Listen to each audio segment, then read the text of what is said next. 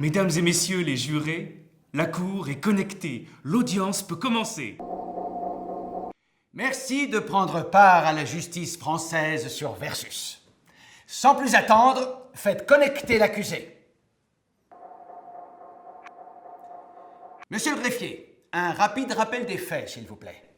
Avec plaisir, monsieur le juge. Petit rappel des faits. Samuel Métayer est accusé de l'assassinat par strangulation de Pauline Drouillère. Les faits se sont déroulés la nuit du 18 au 19 avril 2015. Il se tient aujourd'hui devant vous pour répondre de cette accusation. Chers jurés, n'oubliez pas de réagir sur notre compte Twitter, @publicversus, #SamVersusMP. Merci, monsieur le greffier.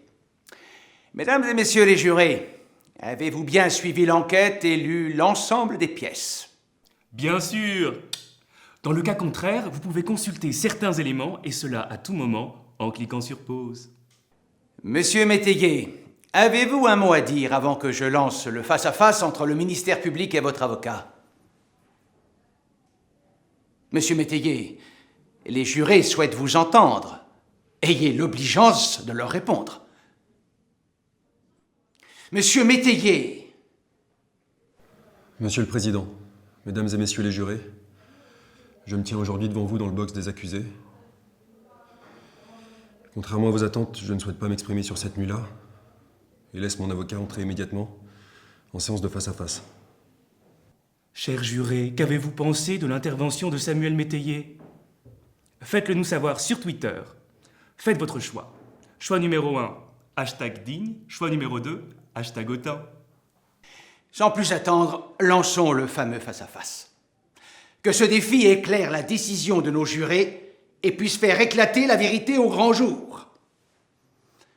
Maintenant, vous décomptez avec moi. 3, 2, 1, connexion! Prêt à découvrir le choc des titans? Mais oui, bien sûr. Pour la séance du face-à-face, nous avons d'un côté Maître Roland, célèbre ténor du barreau, connu pour avoir fait acquitter de nombreux accusés, considéré par ses confrères comme un ambitieux carriériste. Face à lui, nous avons l'avocat général Marc Juillard, une autorité du parquet de Paris. Un homme calme, intransigeant et prêt à tout pour protéger la société. Messieurs, êtes-vous prêts pour le fameux face-à-face? Monsieur l'avocat général. Prêt. Maître Roland. Prêt. Monsieur le greffier, veuillez noter leur consentement. Les règles sont simples. Votre temps de parole est limité. Vous devez avancer des arguments solides et vous ne devez pas outrepasser votre devoir.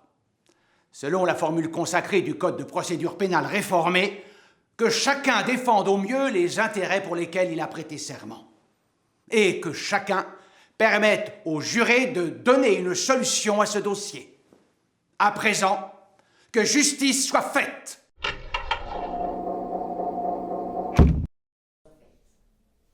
Monsieur le Président, Mesdames et Messieurs les jurés, vous avez décidé de suivre aujourd'hui le procès d'un homme suspecté d'avoir commis un crime particulièrement odieux. Odieux de par sa nature, de par la personnalité de son auteur, de par les conséquences sur la société tout entière. Mais ne vous y trompez pas. Il ne s'agit là ni plus ni moins que d'un assassinat, d'un meurtre crapuleux, commis avec préméditation. Monsieur le Président, Mesdames et Messieurs les jurés, vous allez entendre les réquisitions particulièrement sévères du ministère public. Pourtant, tout fait défaut dans ce dossier, à commencer par la simple preuve matérielle de la participation de Monsieur Métayer à de tels faits. Maître, vous allez vous évertuer à nous démontrer l'invraisemblable, de façon à ce que Monsieur Métayer échappe à toute décision de culpabilité. Mes chers jurés, vous avez pu assister à l'enquête et à l'instruction. Vous avez pu interréagir et ne saurez donc être dupe de telles manœuvres. Les faits sont simples. Ils sont scientifiquement avérés. Dans la nuit du 18 avril, Pauline Drouillère a été sauvagement tuée dans une ruelle sombre alors qu'elle s'apprêtait à rentrer chez elle. Violemment étranglée par des mains puissantes. Ce sont les termes mêmes du médecin légiste. Ce dernier relèvera également pas moins de 10 blessures de défense, 2 côtes cassées et de nombreuses contusions au visage. Son profil ADN a été retrouvé sur le corps de Pauline, notamment au niveau de son cou. Un homme lui ressemblant fortement a été filmé par les caméras de surveillance de la place de la Villette en train de commettre un acte irréparable. Vous avez vu la scène. Le ministère public prétend que la culpabilité de M. Métayer est scientifiquement prouvée. Mais qu'en est-il exactement? Selon les dires de l'accusation, M. Métayer aurait étranglé la victime à main nue. Hypothèse issue de cette fameuse trace ADN retrouvée sur le cou de la victime. Trace qui vient tout simplement de la tentative désespérée d'un homme de vérifier le pouls d'une personne inanimée. Cependant, Pauline a-t-elle des traces ADN de M. Métayer sous ses ongles? Non. Des témoins ont-ils pu identifier avec certitude que M. Métayer est bien celui qui avait les mains autour du cou de la victime? La réponse est toujours non. La vidéo montre-t-elle clairement le visage du meurtrier? La réponse est une fois de plus non. Alors oui, M. Métayer était bien sur place ce soir-là. Mais il l'a expliqué, et ce de manière convaincante. Convaincante. Il a de nombreuses fois changé de version. Vous ne devez pas l'interrompre sur son temps de parole. Vous devez respecter les règles du face-à-face. Maître Roland, reprenez. Merci, Monsieur le Président. Au soir du 18 avril, Samuel Métayer reconnaît, en tant que hacker, avoir surveillé le trajet de Pauline Drouillère. Mais ce, comme à son habitude à l'égard de n'importe quel autre trafiquant de drogue de son quartier. Mais, ce soir-là, sur une des caméras, il voit quelque chose qui l'interpelle. Il est en train d'assister de manière fortuite à une agression. Alors, n'écoutant que son courage, Samuel Métayer s'est précipité au secours de Pauline Drouillère. Merci, maître. Nous allons maintenant parler de la victime. Monsieur l'avocat général. Pauline Drouillère n'a pas une vie idéale. Oh non, loin de là. Née de père et mère inconnus, elle a dès son plus jeune âge erré de famille d'accueil en famille d'accueil, sans jamais connaître la chaleur d'un foyer familial. Alors certes, elle a fauté aux yeux de la société. Elle est tombée et a connu les affres de la drogue, les violences d'amants toxicomanes. Cela devait-elle pour autant la condamner à la peine ultime? N'avait-elle pas déjà suffisamment souffert? L'ironie du sort retiendra que M. Métayer lui ait ôté la vie, alors même qu'elle tentait de se reprendre en main. Mais M. Métayer n'en avait que faire de tous ses efforts. Il l'a condamnée d'emblée. Et pour cela, il n'a pas hésité à planifier son crime. Il a littéralement traqué la victime sur les réseaux sociaux, comme en témoignent les perquisitions digitales. Tel un animal, tel un prédateur guettant sa proie, il l'a scruté à longueur de journée sur les vidéos de surveillance. Et au moment où il l'a jugé opportun, il est passé à l'acte. Fait sordide.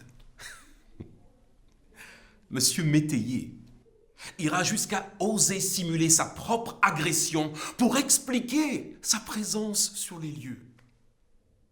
Présence remontant bien avant le décès de la pauvre Pauline, selon les vidéos de surveillance. Monsieur Métayer nous a donc menti, vous a menti, en prétendant se trouver sur les lieux par les simples faits du hasard. Ce sont les perquisitions à son domicile qui nous ont permis de découvrir un dossier complet sur Pauline Drouillère et son installation informatique. Monsieur Métayer s'est retrouvé aux abois, sans aucune version imaginable, et n'a donc pas pu nier les faits plus longtemps. N'oublions pas que le coup porté à la tête de Monsieur Métayer l'a été par une arme contondante correspondant en tout point aux caractéristiques de sa matraque d'agent de sécurité. Maître Roland, Monsieur l'avocat général, vous nous parlez de caméras de surveillance, de simulation d'évanouissement. Mais avez-vous la moindre preuve de ce que vous avancez? Non. Et je vais vous dire pourquoi. Samuel, cette nuit du 18 avril, est à son tour agressé, frappé à la tête et perd connaissance. Les caméras de surveillance le montreront d'ailleurs. Au moment où la police arrive sur les lieux, essayant de se relever en se portant les mains à l'arrière du crâne, à côté du corps sans vie de Pauline Drouillère. De cette présence, le ministère public en tire la culpabilité de mon client. Mais reconnaît-on formellement mon client sur l'enregistrement des caméras de surveillance au moment du crime? Non. Le fait qu'il ait été agressé par son arme de service indique-t-il qu'il a commis le meurtre? Non. Au contraire, pourquoi utiliser une arme qui vous placerait obligatoirement sur la scène du drame? Ajoutez à cela l'heure de l'appel anonyme, à 23h18, alors que l'homme que nous voyons arriver sur les lieux n'arrive qu'à 23h24. Un écart de 6 minutes. 6 minutes. Réalisez-vous tout ce qui peut se passer en 6 minutes? Essayez de rester 6 minutes sous l'eau, et nous verrons s'il s'agit d'une toute petite différence. Ce sont des vidéos que votre client a lui-même trafiquées. Monsieur l'avocat général, avez-vous une preuve de ce que vous dites? Il y a comme un blanc, non? Cher juré, qu'en pensez-vous? Autant de questions sans réponse auxquelles le ministère public préfère répondre par la culpabilité de mon client, à défaut d'avoir pu orienter l'enquête vers des pistes plus crédibles. Mais l'idée d'un crime commis à plusieurs, c'est-à-dire avec un minima, un individu sur place et un complice en charge des caméras, est bien plus réaliste, voyons. Je l'affirme avec conviction devant vous tous aujourd'hui sur Versus. Rien, je dis bien rien, ne prouve l'implication de Samuel Métayer dans l'assassinat de Pauline Drouillère. Maître, voyons. Monsieur Métayer est un homme froid, menteur, calculateur, qui ne poursuit qu'un seul but, se venger. Le décès de sa sœur n'a créé en lui que rage et haine. Il y a là nulle justice, mais aveuglement dans la vengeance. Les dieux de la vengeance exercent en silence. Voilà pourquoi Monsieur Métayer se cache derrière son pseudonyme de Thémis.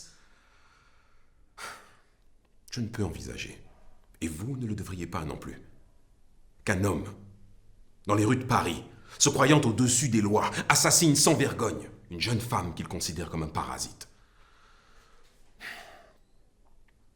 À la lecture des faits tels que je viens de vous les rappeler, et de la personnalité de M. Métayer, qui là encore n'exprime pas le moindre remords, vous ne pourrez qu'entrer en voie de condamnation dans cette affaire. Cher juré, contrairement à ce que l'avocat général prétend, c'est justement la personnalité de M. Métayer qui finira de vous convaincre de son innocence. Car, au-delà de la caricature qui a été dite, qui jugeons-nous aujourd'hui? Samuel Métayer, un jeune homme courageux et combatif, malgré tout ce que la vie lui a fait subir. Samuel Métayer travaille dur depuis 3 ans, comme agent de sécurité de bus à la RATP. Pas un jour de retard, aucun avertissement. Un employé qualifié de modèle par ses supérieurs.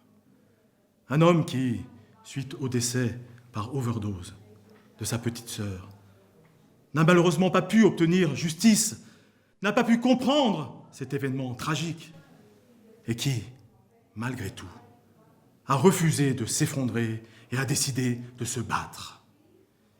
Il a ainsi passé les 14 derniers mois de sa vie à secourir des citoyens apeurés par la délinquance de leur quartier.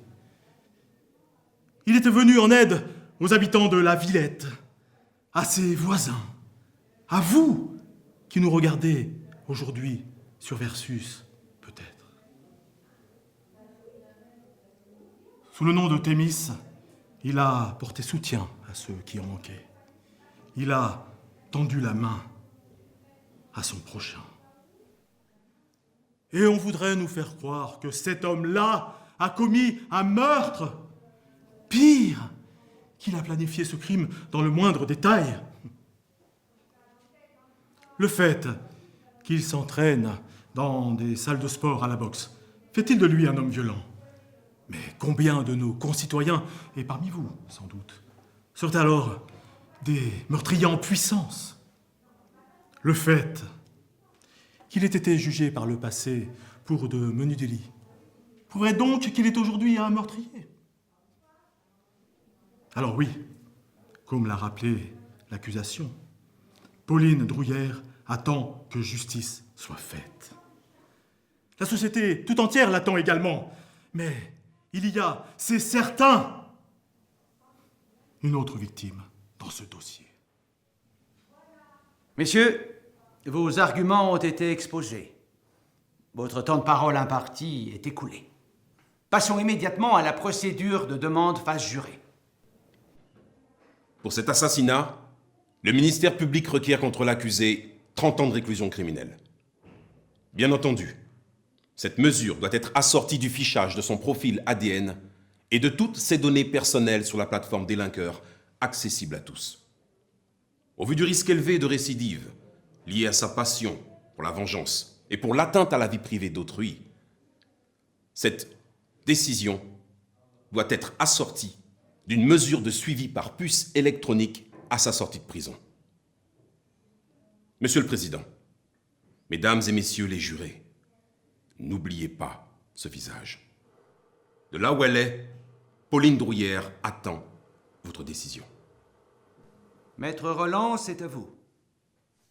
Samuel Métayer, qui se tient devant vous dans le box digital des accusés, n'est pas l'assassin de Pauline Drouillère, je le crie haut et fort. Il y a trop de zones d'ombre dans ce dossier. Et pourtant, cet homme risque de passer les 30 prochaines années de sa vie derrière les barreaux. Pire, voir son existence et celle de ses proches jeter en pâture sur Délinqueur. Aujourd'hui, Monsieur le Président, Mesdames et Messieurs les jurés, vous avez la lourde tâche de juger un homme. Son destin est entre vos mains. Au nom du principe selon lequel vous ne devez condamner quelqu'un que si vous avez l'intime conviction de sa culpabilité, et seulement dans ce cas, je ne peux croire que vous puissiez condamner M. Métayer. Laissez-moi croire, encore, en la justice, même dématérialisée, de mon pays, de notre pays. Mesdames et Messieurs les jurés, vous allez prendre maintenant le temps de la réflexion et être redirigés sur l'espace de vote. Vous allez devoir répondre aux questions suivantes. Selon vous, Samuel Métayer est-il coupable de l'assassinat de Pauline Drouillère? Si oui, il vous faudra choisir un nombre d'années de réclusion criminelle, décider d'y adjoindre une peine de sûreté et enfin, prendre oui ou non la décision d'y ajouter des peines complémentaires.